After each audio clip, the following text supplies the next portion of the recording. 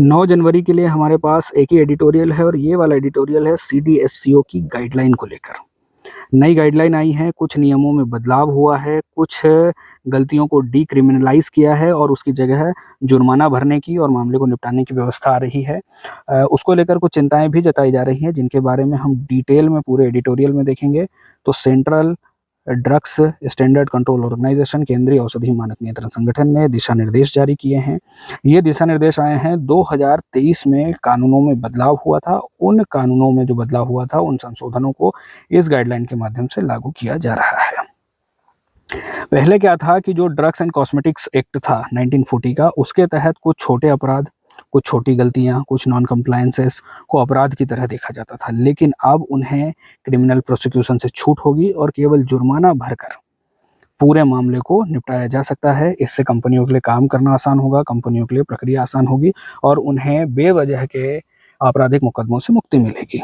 नई गाइडलाइन में क्या है कि कंपाउंडिंग की प्रक्रिया को स्टैंडर्ड बनाया जा रहा है, स्टैंडर्डाइज किया जा रहा है।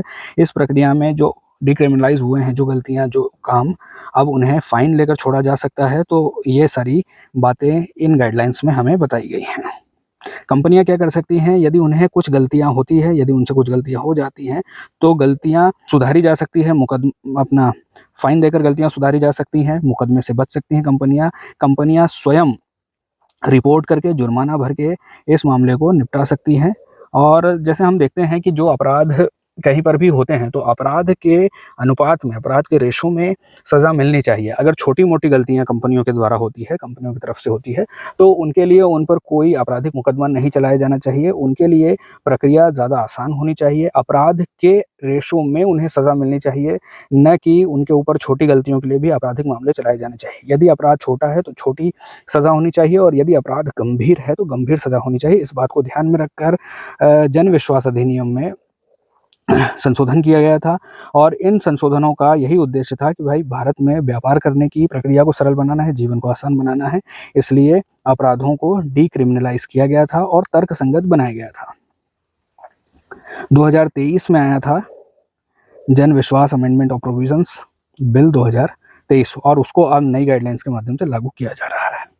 अब संशोधन में क्या हुआ था कि ड्रग्स एंड कॉस्मेटिक्स एक्ट 1940 की धारा है 32B, जिसके तहत कुछ नए हेड्स जोड़े गए हैं। मतलब इन्हें अब अपराध नहीं माना जाएगा और इनके लिए क्या होगा कि फाइन देकर मामले को निपटाया जा सकता है। कंपनियां खुद अपनी तरफ से मुकदमा होने के बाद भी जुर्माना भरकर या मुकदमे से पहले भी जुर्माना भरकर मामले को ख़त्म कर सकती हैं। तो ये जो श्रेणियां इसमें जोड़ी गई है धारा 32B में, अब उन्हें डिक्रिमिनलाइज किया गया है और उन्हें कंपाउंडिंग के तहत जुर्माना देकर छूटने वाली व्यवस्था के अंतर्गत लाया गया है। अब कौन कौन से मामले छूट सकते हैं, जैसे मान लीजिए कोई कंपनी है या कोई ड्रग मैन्युफैक्चरर है, वो 1940 के अधिनियम के तहत दवा का निर्माण, बिक्री या वितरण करना शुरू कर देता है। मतलब बिना नियमों को फॉलो किए अगर दवा का निर्माण करता है, बिक्री करता है, डिस्ट्रीब्यूशन करता है, सेल करता है, तो अब उन्हें अपराध की तरह नहीं देखा जाएगा, बशर्ते इसमें कोई गंभीर मामला ना हो। तो अगर दवाई सही है, नकली नहीं है, मिलावट वाली नहीं है, एडल्ट्रेट दवाई नहीं है, तो उन्हें जुर्माना देकर छोड़ा जा सकता है। मतलब जुर्माना लेकर छोड़ा जा सकता है और उन पर आपराधिक मुकदमे नहीं चलाए जाने वाले हैं। अब इस पूरी प्रक्रिया में क्या है, चिंता ये जताई जा रही है कि यदि नियमों को सद्भावना के साथ, गुड फेथ के साथ यदि लागू किया जाता है, तब ही जाकर इस तरह के कानून सही रिजल्ट और उन कानूनों के सही इंटेंट हमारे सामने आती है। लेकिन यदि कानूनों का दुरुपयोग किया जाता है, जो कि हम देखते हैं कि कानूनों का यूज़ भी होता है और मिसयूज़ भी होता है, तो यह डिपेंड करता है उन्हें लागू करने वाले लोगों के ऊपर, उन्हें इम्प्लीमेंट करने वाले लोगों के ऊपर कि कानूनों का क्या रिजल्ट निकलने वाला है। अगर इस कानून को जिस इंटेंट के साथ लाया जा रहा है, यदि उसका मिसयूज़ होता है, क्योंकि भ्रष्टाचार हमारे देश में एक बड़ी समस्या है, हमारे सिस्टम में धसी हुई एक समस्या है, या हम कहें कि भ्रष्टाचार में धसा हुआ हमारा सिस्टम है। तो यदि भ्रष्टाचार होता है, यदि कंपनियां और हमारे भ्रष्ट अधिकारी इसका मिसयूज़ करते हैं, तो इस कानून का, इन बदलावों का हमारे लिए कोई फ़ायदा निकल नहीं पाएगा और कंपनियां बड़े से बड़े अपराध करके भी जुर्माना भरकर छूट सकती है, जिसे इस एडिटोरियल में पे एंड पास सिस्टम कहा जा रहा है। आप गलती करेंगे, पे करेंगे और बचकर निकल जाएंगे। तो कानूनों का सही तरीके से इम्प्लीमेंटेशन किया जाना ज़रूरी है। अगर कानून सद्भावना के साथ लाए जाते हैं, जो कि सद्भावना से ही लाए जाते हैं, और उन्हें भी उसी भावना के साथ, उसी अच्छी गुडविल के साथ, उसी सही नीयत के साथ लागू किया जाना चाहिए, तब जाकर हमारे लिए इसका कुछ फ़ायदा हो पाएगा। अब इसमें जो छोटे-मोटे मामले जैसे कि रिकॉर्ड कीपिंग के मामले या डिस्क्लोज़र के मामलों को कंपाउंडिंग के तहत लाए गए हैं। मतलब कि इन्हें फ़ाइन लेकर, इन्हें जुर्माना लेकर छोड़ा जा सकता है, ताकि जो हमारी लॉ एनफोर्समेंट एजेंसी है वो ज़्यादा गंभीर मामलों पर फ़ोकस कर सके। क्योंकि अक्सर हमने देखा है कि छोटे-मोटे मामलों में भी कंपनियों के ऊपर आपराधिक मामले होते हैं, जाँच होती है, और इसमें कंपनी का भी समय खराब होता है, और हमारी जो जाँच प्रवर्तन वाली एजेंसियाँ हैं, लॉ एनफोर्समेंट एजेंसीज़ हैं, उनका भी नुकसान होता है, उनका समय का नुकसान होता है, उनकी भी एनर्जी वेस्ट होती है। इसलिए इन छोटे-मोटे अपराधों को अब इससे बाहर कर दिया गया है, इन पर आपराधिक मुकदमे नहीं होंगे। लेकिन सबसे बड़ी बात ये है कि क्या ये वाला पूरा सिस्टम सही तरीके से लागू हो पाएगा? क्या ये सिस्टम भी पे एंड पास वाला सिस्टम तो नहीं बन जाएगा कि आप गलतियाँ करेंगे, पे करेंगे और छूट जाएँगे, इस तरह का तो नहीं होगा। तो ये सारी समस्या, इस बात को लेकर भी आलोचना इस गाइडलाइंस की हो रही है, चिंताएँ जताई जा रही हैं, जो कि बिल्कुल सही भी हैं। कंपनियाँ, हम देखते हैं कि अभी कुछ दिनों पहले मध्य प्रदेश में और महाराष्ट्र में कुछ ऐसे बच्चों की मौत हुई थी, कफ सिरप पीने से मौत हो गई थी। और क्या इस तरह के मामलों में, या फिर जो कंपनियां बड़ी गंभीर गलती कर देती है, जिनका बड़े पैमाने पर जानमाल का नुकसान होता है, क्या उन्हें भी इस सिस्टम के तहत छूट मिल जाएगी क्या? तो इस तरह की आशंकाएं जताई जा रही हैं, इस तरह की आलोचना की जा रही है, जिन्हें ज़्यादा गंभीरता से ध्यान दिया जाना ज़रूरी है। और जब भी आप किसी कंपनी को कंपाउंडिंग के तहत जुर्माना लेकर मामले का निपटान करते हैं, उन्हें छोड़ते हैं, तो ये सारी जानकारी पब्लिक के सामने होनी चाहिए, पब्लिक के लिए ये जानकारी अवेलेबल होनी चाहिए। यदि इस तरह का प्रावधान नहीं हो पाता है, तो उसको लेकर चिंता हो सकती है, क्योंकि यदि अपराधों को छिपाया जाएगा और अपराधों को पब्लिक के सामने नहीं रखा जाएगा, तो वहाँ पर एक संदेह पैदा होता है, पूरे सिस्टम पर संदेह पैदा होता है, रेगुलेटर पर संदेह पैदा होता है, और कंपनियों पर, दवाओं की क्वालिटी पर भी संदेह होता है। इसी बात को लेकर यहाँ पर आलोचना भी की गई है कि यदि पूरी प्रक्रिया जनता के सामने नहीं होगी, जनता से छिपाया जाएगा, तो यहाँ पर विश्वास कम होगा, सीडीएससीओ पर भी विश्वास कम होगा और कंपनियों के ऊपर भी विश्वास कम होगा। तो यहाँ पर सीडीएससीओ की साख और सीडीएससीओ का जो भरोसा है वो भी दांव पर लगा है। कंपनियां यदि इसका मिसयूज़ करती हैं, अधिकारी इसका मिसयूज़ करते हैं, तो यहाँ पर विश्वास कम होगा जनता का, लोगों का, कंज्यूमर का। तो पहली आलोचना इस बात को लेकर की जा रही है कि सारी जानकारी को पब्लिक के सामने नहीं रखा जा रहा है। दूसरा जो यहाँ पर दूसरी जो आलोचना की जा रही है वो ये है कि यहाँ पर बार-बार अपराध करने वाली जो कंपनियां हैं, रिपीट ऑफेंडर्स हैं, क्या उन्हें बार-बार इस तरह का लाभ मिलेगा?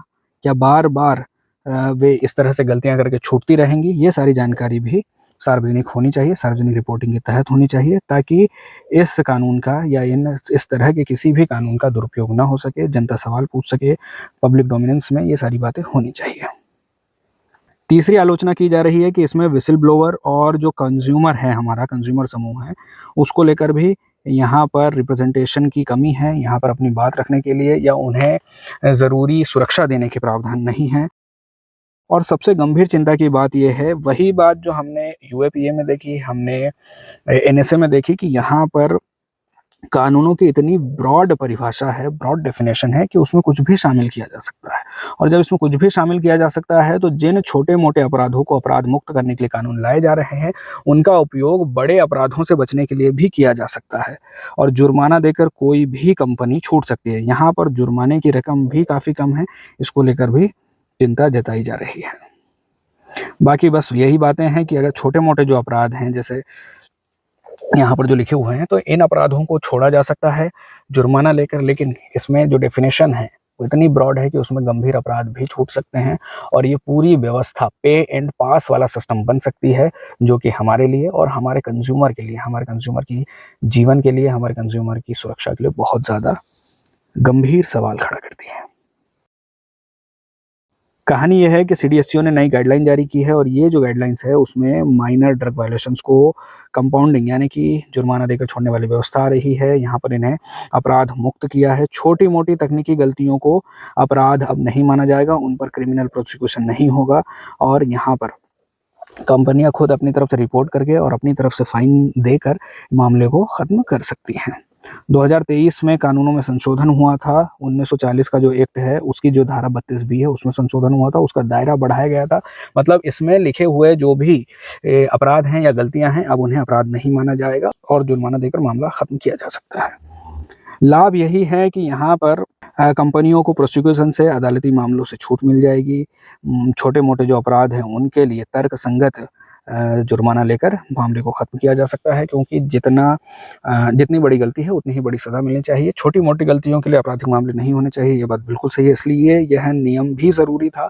लेकिन दूसरी तरफ चिंता ये जताई जा रही है कि पे एंड पास वाला सिस्टम नहीं बनना चाहिए, ट्रांसपेरेंसी होनी चाहिए और सारी चीज़ें पब्लिक के सामने रखी जानी चाहिए।